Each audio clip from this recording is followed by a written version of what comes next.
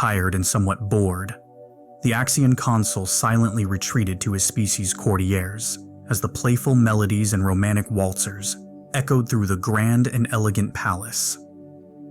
Had enough already, uncle? Yes, dear nephew. Mind if I take a seat next to you? The young adjutant extended his arm towards the chair opposite him with a bright smile. As the diplomat sat down, his brother's son poured some hot beverage to quell his thirst and calm his senses. This is... stuttered the weary Axian as his pupils widened after taking a sip from the cup. Darjeeling, first flush. It just came as a gift, apparently one of the finest batches of the season. Uncle, are you feeling well? He worriedly asked after noticing the pale look on his face. I'm sorry. I'm fine. I haven't tasted this in a while.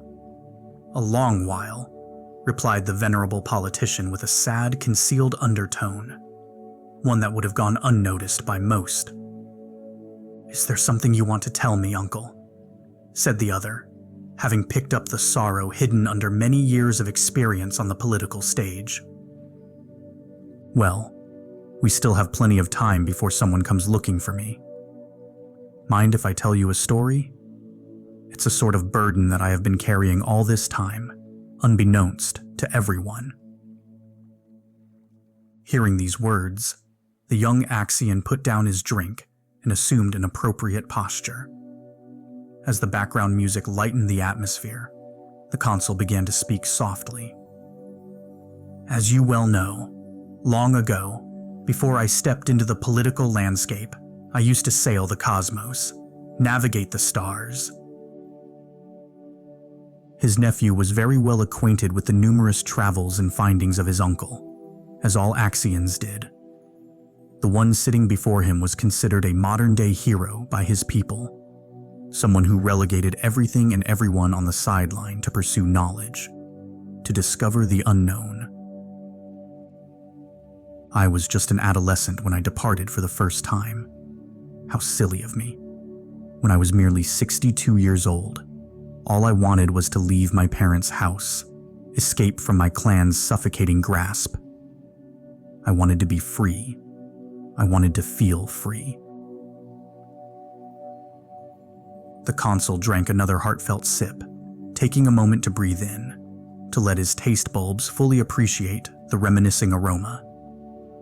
I had everywhere to go, but no destination or purpose. For a couple of years, I drifted here and there, visiting many famous planets and renowned stations, trying to find something that would catch my fleeting interest in life. Then, I stumbled onto Earth. What I found on that newly discovered planet was truly mind-blowing, but that's a story for another time. Of much more importance is who I found. The Axian gently brought the cup to his lips before resuming his story. Her name was Lucy. She was a young human female of 27 years who just completed her higher education. I was wasting my time in a particular establishment that served mainly brewed beverages. Back then, despite all the wonders surrounding me, I was at my lowest, venting out of an airlock or going for a never-ending spacewalk. These and many other dark thoughts kept tormenting my mind to no end. From the outside, I must have looked miserable, empty, lightless eyes slumped on the table of this so-called cafe. The uncle gently gestured to his nephew to pour some more tea as his cup was empty. Out of nowhere, this human sat down next to me. Shoving my shoulder and yelling in my ears, she insisted we share a drink. And here we are, more than 7 centuries later. I can still remember her as if it was yesterday. Her bright smile and sharp gaze permanently carved her image in my mind. Uncle, are you sure you want to continue? It's not a problem if this matter is uncomfortable to you, interrupted the nephew, noticing the clear trembling in the voice and gloominess in his elder's gaze. To which he replied not to worry about it. She was very curious and kind, at least to me. To cheer me up, she offered me a drink. I half expected an extremely alcoholic beverage, one that would either poison me to death or stun me for the following 6 hours. I was pleasantly surprised when the waitress put that steaming teapot in front of me. The intensity of the aroma and the decisive taste made me forget all the worries in my admittedly pathetic existence. That was the first time I tasted Darjeeling. We started talking. Speaking to Lucy was very comforting.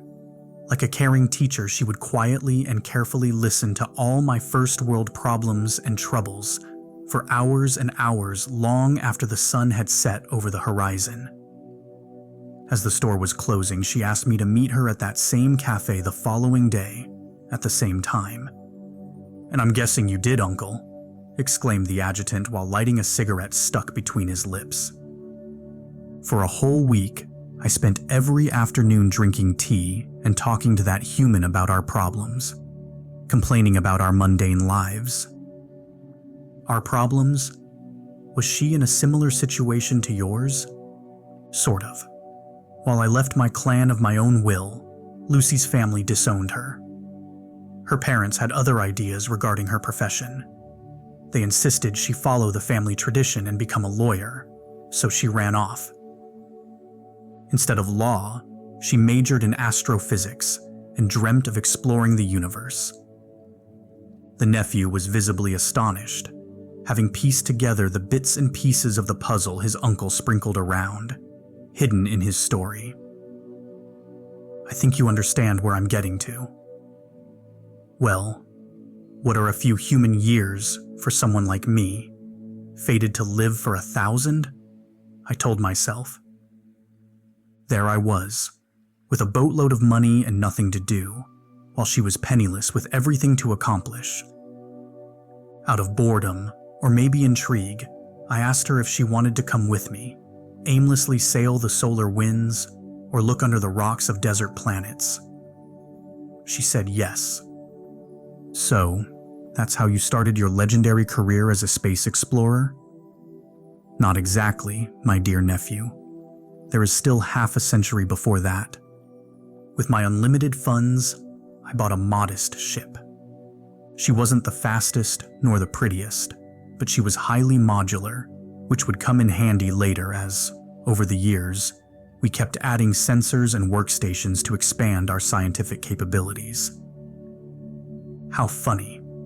I wanted to name my first ship something cool, like Voidbreaker or Star Cruiser, but she insisted on naming her Voyager in honor of humanity's early space age. Taking a sip every few sentences, word after word, the old Axian kept lightening the mysterious burden on his conscience. As he continued speaking, it was clear that reminiscing and sharing his experiences filled him with pride and joy, even if he did not realize it. For over 4 decades, we traveled far and wide, mapping and exploring this mysterious ocean of stars that Terrans call the Milky Way. Here and there, some other random outcast would join the crew for a couple of expeditions, but most of the time, it was only the 2 of us. Time with her flew by. Touring the universe with Lucy gave me uncountable memorable experiences and allowed me to see the true unfiltered beauty of the primordial offsprings of physics, the celestial bodies. I will be forever grateful to her. I'm sorry to interrupt you, Uncle, but as you said earlier, the human lifespan is much shorter than ours. You said that you spent over 40 years with her. What happened after? She should have been around 80 by then. A Terran of that age would be considered almost venerable by our standards. Yes, that's true, replied the consul, his eyes lightly watered with salty tears. The young Axian was confused and unsure how to react to this sudden show of emotions from the usually cold and methodic politician. One day, she was gone. While moored at a space station, she removed the transponder and set off with the Voyager while I was asleep. She only left me a simple sorry, written on a sachet of Darjeeling tea, my favorite. Why would she do that?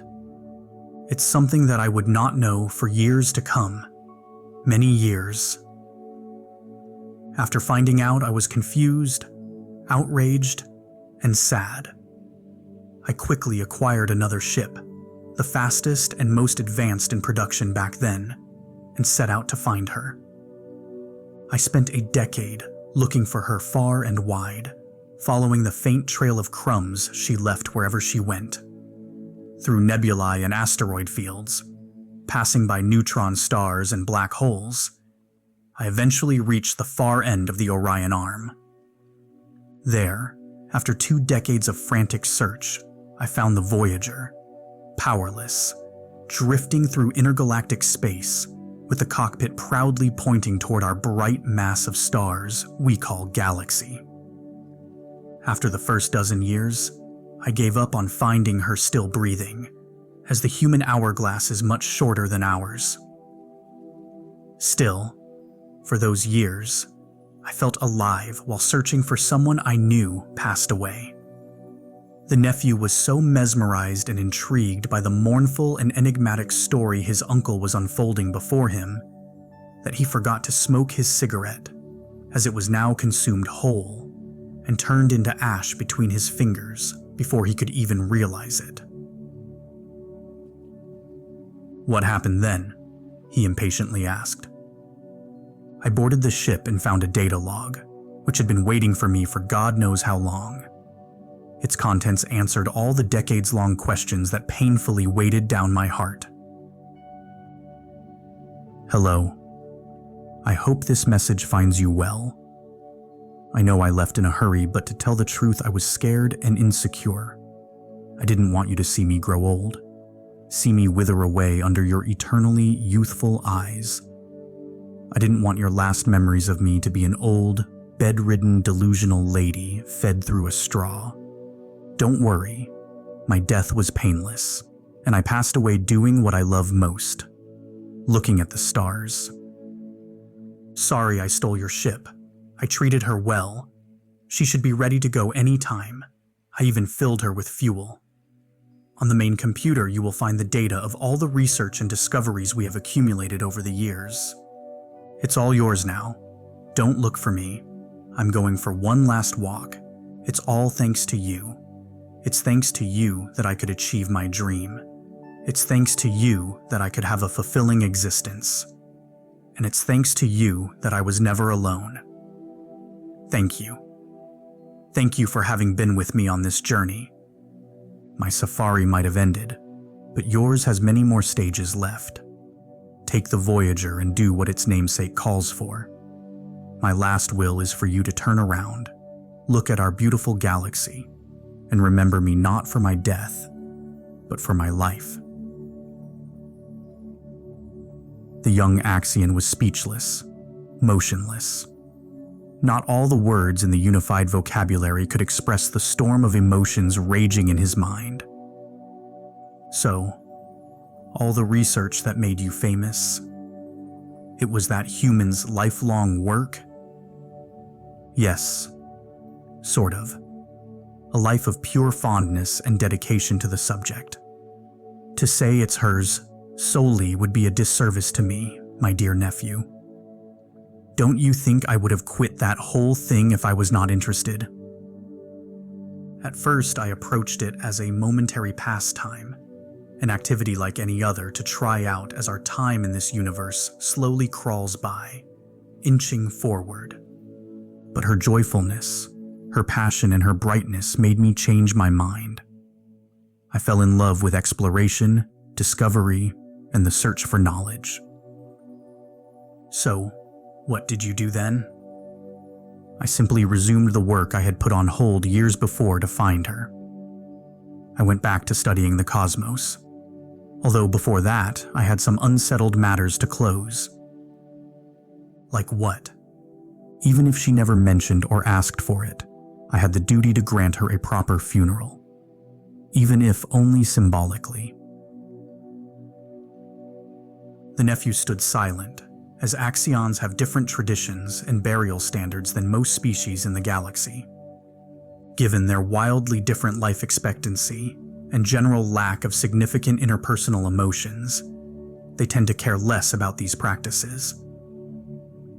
You see, humans don't leave their dead behind, as they never forget them. So I had to bring her home, something of her at least. Even if she strayed from Earth most of her life, Lucy always told me that, despite all its flaws, there's nothing like home. As clever as she was, I guess Lucy never predicted the leaps in technology her people achieved while she was wandering around. I can't imagine what she would have said had she known that her sister was still alive.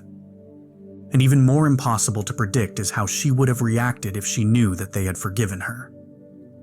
Her mother, her father, everyone forgave her for running off, and her parents waited until their last breaths for the lost daughter to knock on the door, to tell her, "We will always love you." Although they are reunited now, I don't know how long it took for her to eventually start inquisitively looking around, trying to study the strange phenomena of heaven. So, that's how you became an explorer. Now it's all clear. No wonder my father told me you disappeared for a century or so. It's a story I have not told in detail to anyone yet. You are the first Axion to hear most of it. I hope I didn't bore you. Not at all. Quite the opposite. I never knew this side of you. Are you planning to tell the galactic community about this? I will entrust the Voyager and all the data logs to the humans. After all, even a ship deserves to rest at home. Even if she was always against becoming famous and receiving recognition, I think enough time has passed for her struggles to be known. It's not like journalists can pester her with stupid questions now. The nephew nodded and lit a second cigarette, to properly consume it this time. So, Uncle, can I ask you one last thing? Sure. Why not? Is she the reason you never married? The explorer of stars tried to hide a playful grin by bringing a hot, steaming cup of Darjeeling to his lips. He laughingly replied, "Sure. Why not?"